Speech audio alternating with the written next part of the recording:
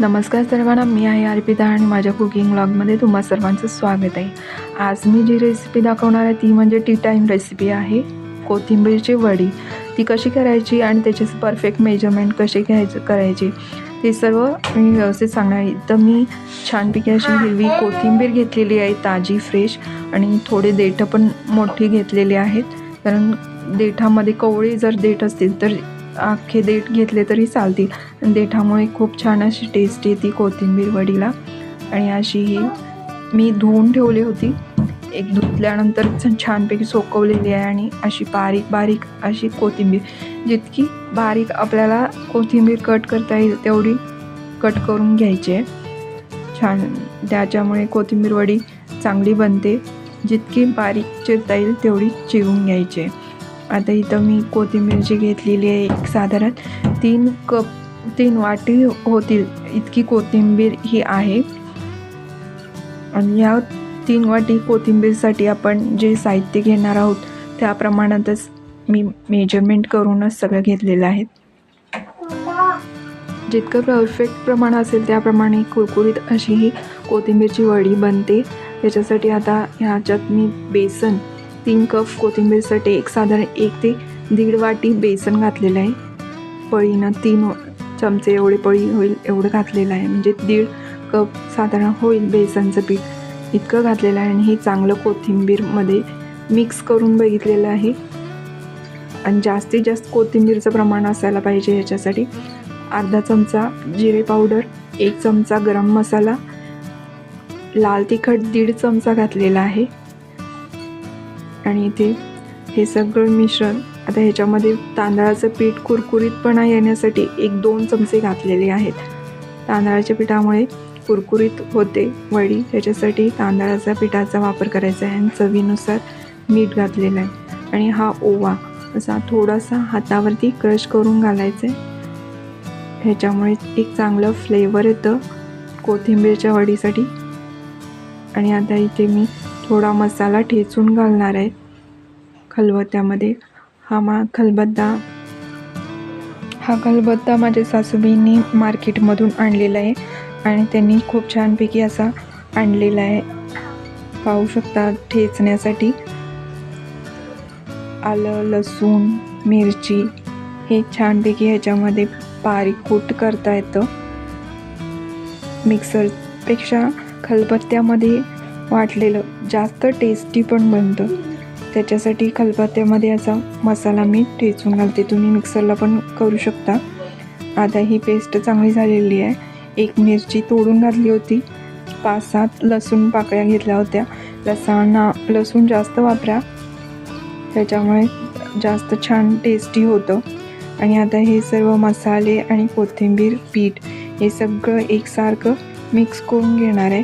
आणि कोथिंबीरचं थोडंसं मॉइश्चर असतं आणि थोडंफार पाणी मी शिंपडून घेतलेलं आहे. कमी पाण्यामध्येच हे पीठ असं तयार करायचं आहे, जास्त पाणी ओतायचं नाही आहे. कोथिंबीरच्या मॉइश्चरमध्येच हे चांगलं मळून होतं सगळं एकत्र मिश्रण. पाहू शकता, एक छानपैकी झालेलं आहे आता तयार मिक्स होऊन आणि एकत्र. आता ह्या पॅनमध्ये मी कढईमध्ये थोडंसं उकडण्यासाठी मी पाणी घातलेलं आहे. आणि त्याच्यामध्ये असं एक स्टँड ठेवून देते. आणि एका प्लेट घेतलेली आहे, प्लेटमध्ये तेल लावून त्याच्यावरती जे पीठ मळलं होतं कोथिंबीरचं वडीसाठी ते याच्यामध्ये थापून घ्यायचं आहे. असं वडी लावण्यासाठी सगळं पसरून स्प्रेड करायचं आहे एकसारखं ह्या प्लेटमध्ये. आणि जास्त पातळ थर असं करायचं नाही, पण एक मीडियम, जास्त जाड पण करायचं नाही. लक्षात ठेवा, कोथिंबीर वडीमध्ये मिरची ही फक्त टेस्टसाठीच तेवढी थोडीशीच वापरायची आहे, जास्त तिखट होण्यासाठी नाही वापरायची. आपण लाल तिखट घातलेलंच आहे, टेस्टपुरतीच थोडीशी 1 मिरची घातली तरी चालेल. आणि आता ही पांढरी तीळ मी वरतून घातलेली आहे बाइंडिंगसाठी. पाणी उकळल्यानंतर ह्या कढईमध्ये ही प्लेट पण ठेवून दिलेली आहे आणि वरतून हे लीड झाकलेलं आहे. 10 ते 15 मिनटामध्ये ही वडी चांगली उकडून तयार होते. आणि आपण हे लो फ्लेमवरतीच करायचं आहे, लो टू मीडियम फ्लेमवरती गॅस ठेवायचा आहे. आणि आता 10 ते 15 मिनटात ही वडी छानपैकी अशी शिजून तयार आहे. एक 10 मिनटं गार होऊ द्यायचं आहे. त्याच्यानंतरच अशी कोथिंबीरची वडीची काप करायचे. तुम्ही लहान मोठी कसेही काप करू शकता. इथं मी थोडे मीडियम साईजमध्ये असे काप केलेले आहेत चाकूनी. व्यवस्थित करायचे आहे. एक दात्र्याचा चाकू घ्यायचा आहे, नाहीतर एक धारदार असं कटर घ्यायचं आहे आणि त्यानंच करायचे.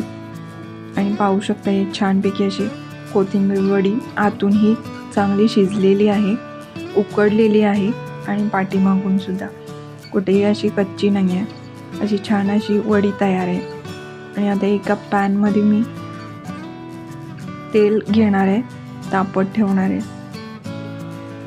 थोडं जरी तेल घेतला तरी चालेल, शॅलो फ्राय केलं तरी चालेल. इथं थोडंसं मी जास्त तेल घेतलेलं आहे, डीप फ्राय केलेलं आहे तसं, कारण कुरकुरीत अशा छान वड्या होतात.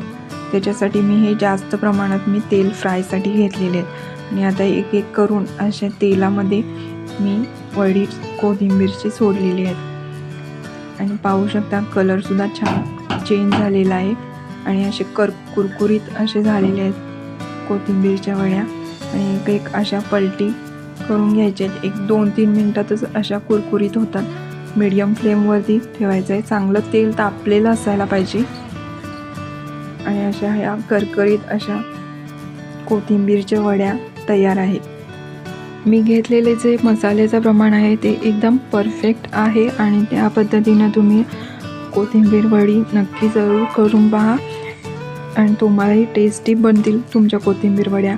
आणि हा माझा व्हिडिओ तुम्हाला कसा वाटला हे नक्की कमेंट करून सांगा. आणि माझ्या व्हिडिओला लाईक, शेअर आणि सबस्क्राईब करायला विसरू नका. Bye bye.